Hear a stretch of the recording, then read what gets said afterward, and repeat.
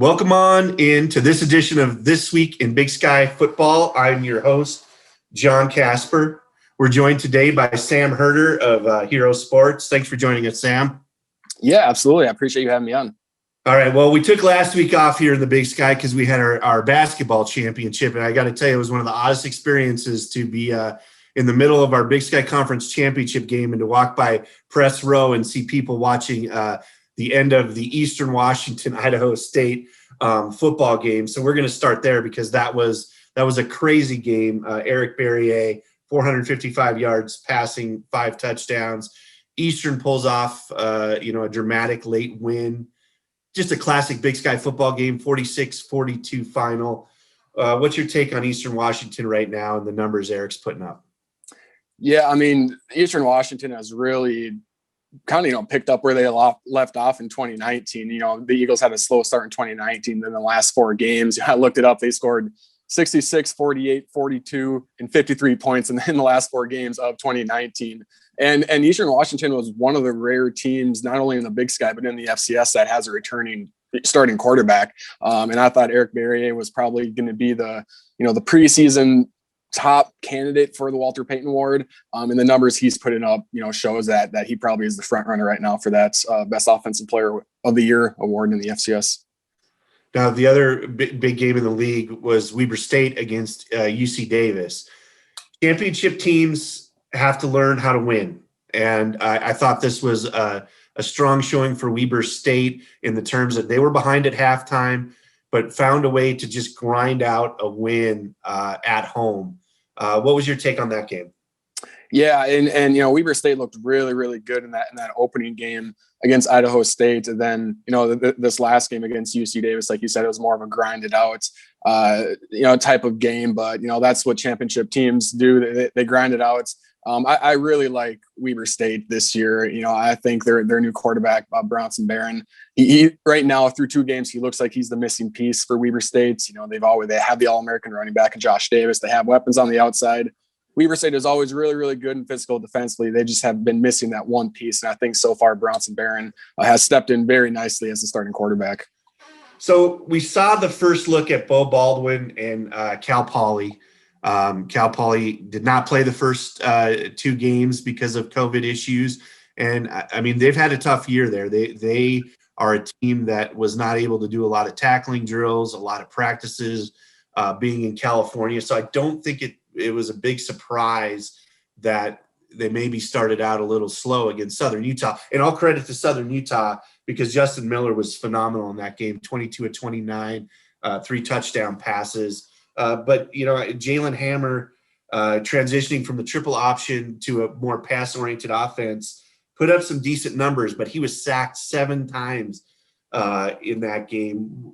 What were your initial thoughts on Cal Poly and Beau Baldwin and the transition on offense there?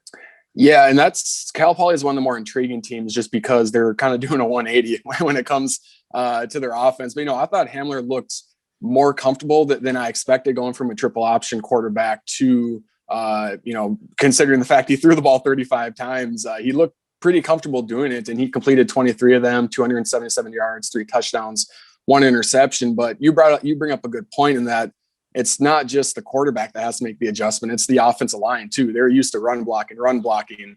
Usually triple option offensive lines are a little bit smaller. Well, now, when they are running blocking, it's a little bit different run blocking, and they have to, pass protect a lot more. So it's going to be an adjustment for the whole team, and especially the offensive line, just because, their reads and all that have changed with the offense.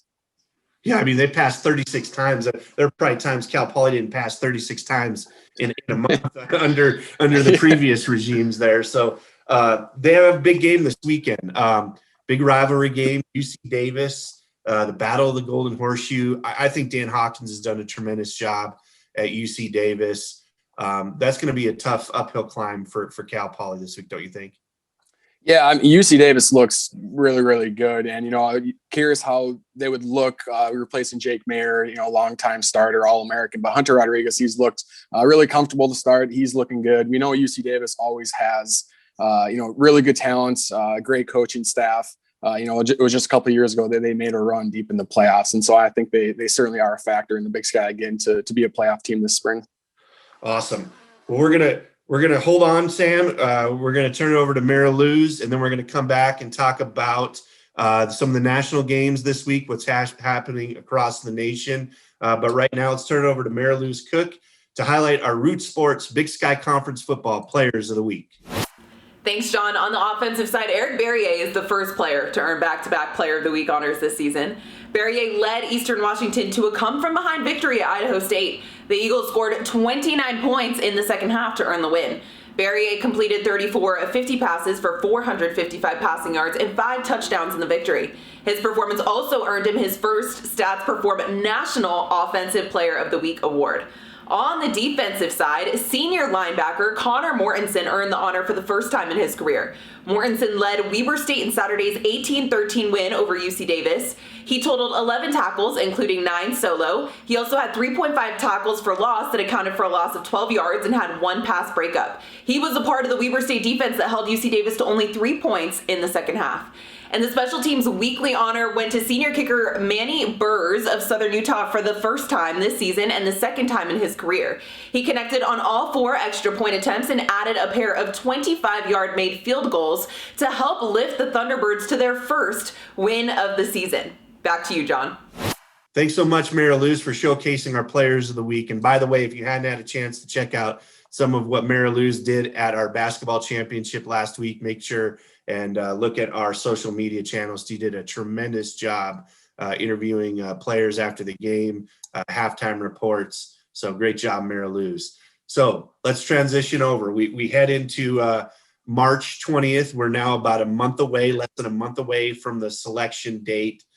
I haven't talked to you since we started this spring season. What's been your take on the quality of play, what we're seeing out of FCS football in this strange, weird spring season? Yeah, I think overall it's been pretty solid.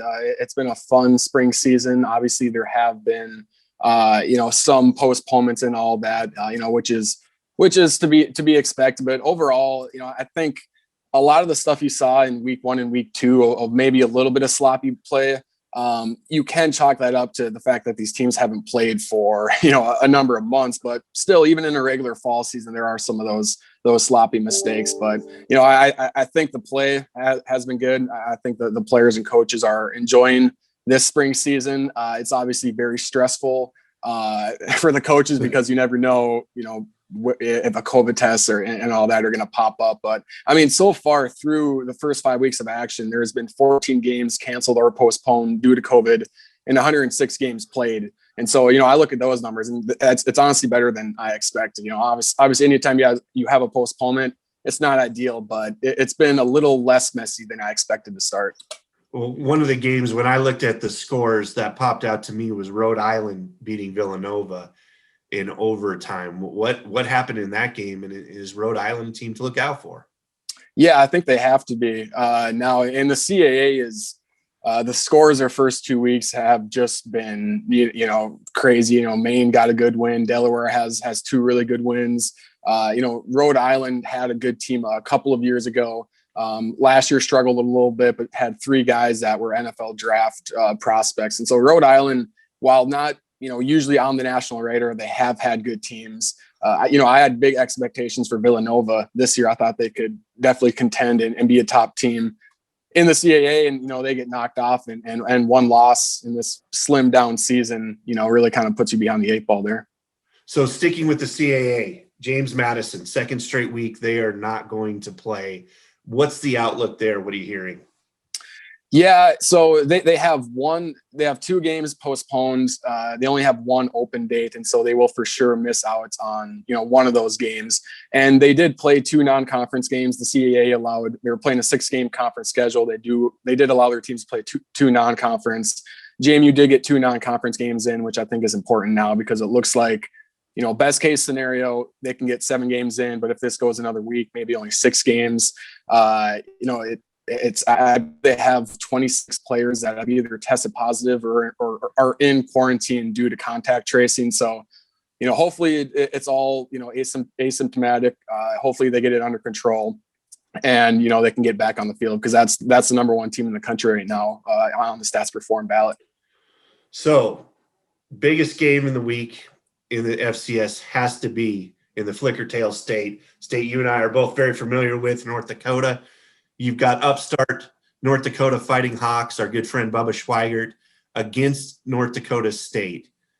A rivalry that dates back to 1894, but seriously, over the last 20 years has only been played the fifth time since 2003. North Dakota State still enters this game as a slight favorite.